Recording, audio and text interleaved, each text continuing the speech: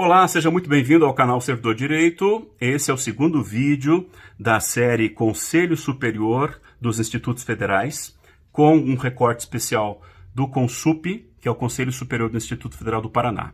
No vídeo anterior, nós mostramos aí as várias possibilidades de manipulação e de controle do CONSUP pela indicação jabuticaba de representantes conselheiros, de pró-reitores, de indicações cruzadas, de diretores gerais, que ocupam as vagas de representantes de categorias, de professores e técnicos. Temos ainda também aqueles representantes em quantidade exagerada que vão do CODIR e a representação que é feita, que nós mostramos, das categorias de trabalhadores, que em lugar de ter ali um representante de sindicato ou de categoria de trabalhador da sociedade civil, tem a indicação cruzada, por exemplo, pela CUT, que indicou um professor servidor federal do Instituto Federal do Paraná para a vaga que seria da sociedade civil. E nós temos um professor que perdeu a eleição para ser conselheiro representante de professor, que ocupa a vaga de conselheiro que deveria ser da CUT, que é o caso do professor Brandão, historicamente diretor, presidente e diretor de várias áreas do SINDI-EDUTEC. Essas foram as principais questões do vídeo anterior. Se você não assistiu, veja aqui está o link que vai aparecer em cima e você assista primeiro esse vídeo para entender essa realidade. Agora nós vamos dar sequência mostrando a composição dos conselhos superiores de outros institutos federais para mostrar que o FPR é uma excrescência nesse sentido e que isso não é normal, e ainda falar da comissão de ajuste de proposta de um novo estatuto que é composta basicamente de pró-reitores e diretores com uma representação das categorias ínfima e quase insignificante. E você vai ver isso a partir de agora. Venha com a gente, canal Servidor Direito, se inscreva aqui para receber as notificações, ative o sininho e dê o seu like ou o seu dislike, porque para nós o que interessa é que esse espaço também seja democrático. Vamos lá.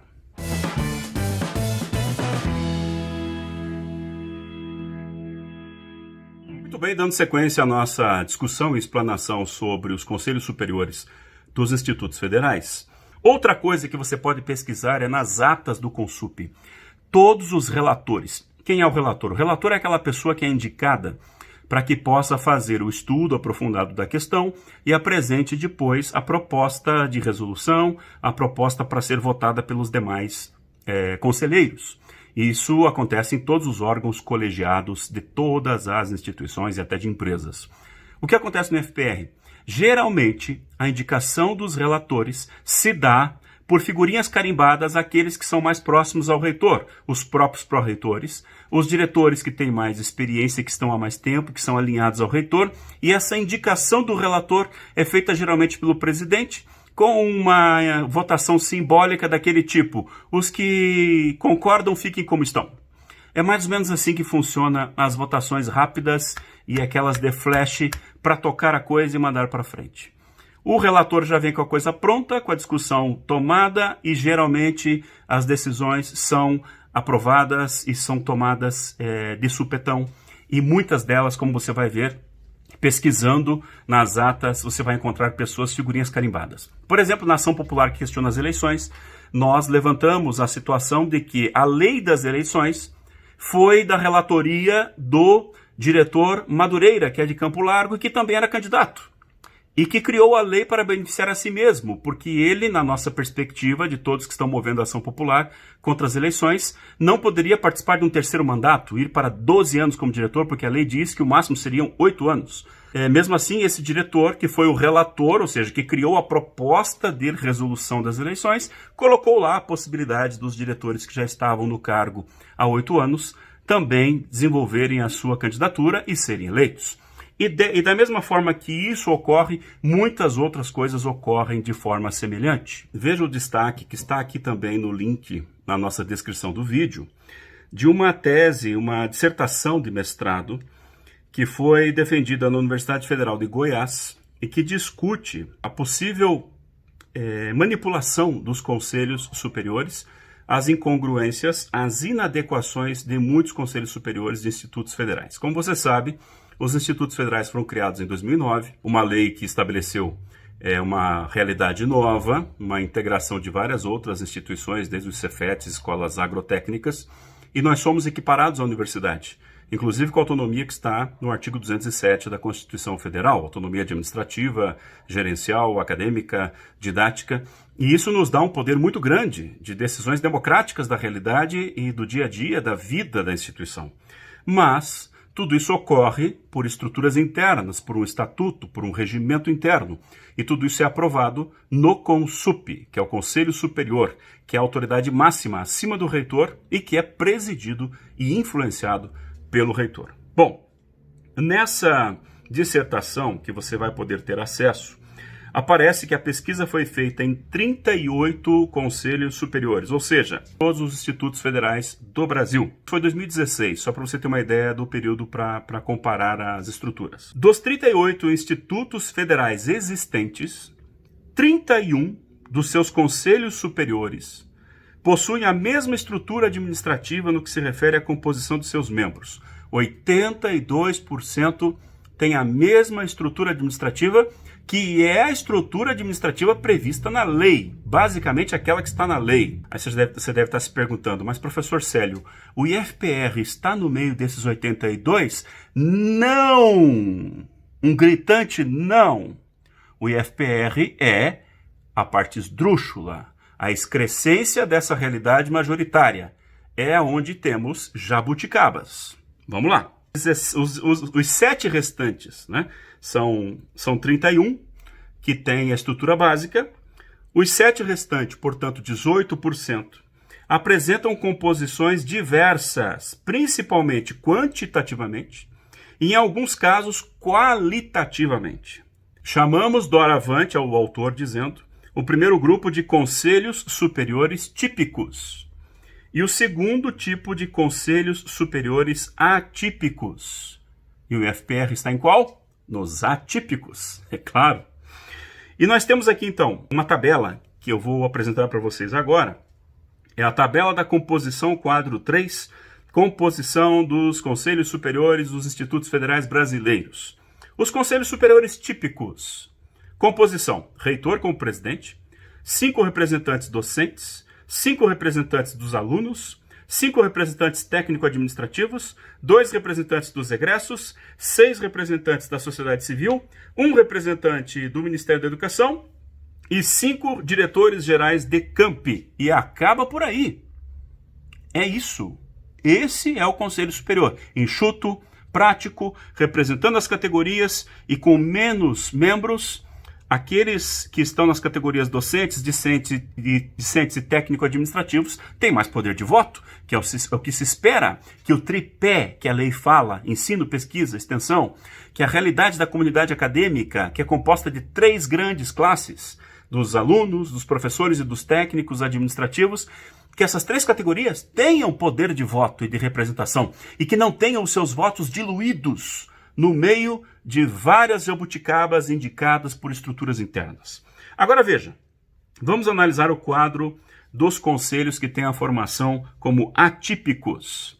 Aí é uma visão geral, tá? Do IFPR eu já expliquei detalhadamente a composição do vídeo anterior. Se você não assistiu, clique aqui em cima, porque é importante para que você entenda todo o processo que nós estamos querendo demonstrar aqui. Bom, nos atípicos nós temos o reitor como presidente, 1 por campus, ou 4 ou 8 representantes docentes. Tem lugares que tem até 8 representantes docentes. Veja, nós temos no IFPR 4 apenas. 1 por campus ou 4 representantes discentes. 1 por campus ou 4 representantes técnico-administrativos. 1 representante dos egressos. 3 ou 4 ou 9 ou 14 representantes da sociedade civil. Aí começa a festa. Entra todo mundo, entra quem quer, né? Tem cocada para todo mundo nessa festa. 1 representante do Ministério da Educação, 1 representante por campus ou 3 diretores gerais de campi, 1 ou 4 ou 5 pró-reitores, aí a jabuticaba descontrolada é aquela que realmente influencia bastante as votações. São pró-reitores ocupando espaço como conselheiros, sendo relatores, apresentando opiniões, brigando aguerridamente pela defesa dos interesses do reitor, que como presidente não pode muito puxar para lá e puxar para cá, mas tem os seus representantes, os seus cargos de confiança para fazer o papel estrategicamente por ele. E aí temos ainda um representante da seção sindical, Tem alguns institutos que permitem que o sindicato da categoria do próprio instituto participe. Eu não tenho nada contra, acho que é válido. E deveria ser assim a representação, por exemplo, do Sindedutec no IFPR, e não pela gambiarra que é feita com indicação de uma vaga que seria da Sociedade dos Trabalhadores, sociedade civil, que a CUT indicou, por exemplo, o professor Brandão, fazendo uma gambiarra para legitimar uma coisa que é ilegítima, para garantir a participação daquilo que não tem participação, porque a estrutura não concede essa participação. Não é com ilegalidade, com gambiarra e com jabuticaba que a gente vai tornar a coisa mais correta ou mais adequada, né? É melhor revisar as coisas, fazê-las legalmente, moralmente, eticamente, democraticamente. E, finalmente, temos ainda a figura do ex-reitor, que o FPR também tem essa figura. É aquela coisa meio que vamos dar aí um prêmio de excelência, de mérito para o último reitor, porque como ele tem experiência acumulada, ele também senta aqui e ajuda a gente a decidir. É mais ou menos essa a ideia de ter a figura de um ex-reitor como conselheiro no CONSUP da instituição. E agora chegamos a outro ponto importante desse vídeo. Como eu prometi, eu vou falar para vocês sobre a Portaria 610, de 25 de junho de 2020, em que o reitor do Instituto Federal do Paraná resolve designar os membros do Conselho Superior, do Colégio de Dirigentes, do Conselho de Administração e Planejamento CONSAP e do Conselho de Ensino, Pesquisa e Extensão CONCEP, relacionados abaixo, para comporem a Comissão de Revisão do Estatuto e do Regimento Geral do IFPR. Agora veja, as atribuições dessas pessoas. Parágrafo 2º. A comissão será responsável por rever e atualizar o Estatuto e o Regimento Geral do Instituto Federal do Paraná, mediante a aprovação do seu Conselho Superior. Artigo 4º. Fica estabelecido o prazo de 180 dias. Artigo 5º. Esta portaria entra em vigor na data de sua publicação, assinando o reitor Odacir Zanata. Não fala aqui em audiência pública, não fala aqui em como deve ser estabelecida a consulta à comunidade, não fala aqui sobre a participação necessária de todos os integrantes, os mais de 2.300 servidores da FPR, integrantes da comunidade acadêmica. Nós temos aqui uma portaria que é feita como a maioria das portarias dessa gestão, objetiva, voltada para a tautologia e a teratologia dos próprios membros de sempre, aqueles que são sempre indicados para discutir as coisas e discutir da mesma forma as mesmas coisas, de acordo com a perspectiva, na minha opinião, a perspectiva da gestão. Aí vamos ver quem são os membros dessa comissão. Ana Paula Radiz, diretora de campus, Irati. Celso Luiz Buiar, diretor de campus de Pinhais. Marcos Paulo Rosa, diretor-geral de campus de Goiôerê. Ian Carlos Brasil, Patrícia Teixeira, Matheus das Neves Gomes, Eliane Aparecida Mesquita, pró-reitora de gestão de pessoas, também da reitoria, cargo de confiança do reitor. César Fonseca, também detentor de cargo.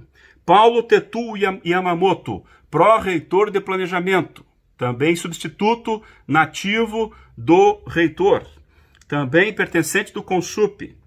Andresa Tangerino Mineto, Márcio Luiz Modolo e Valerie Cardoso Machado Inaba.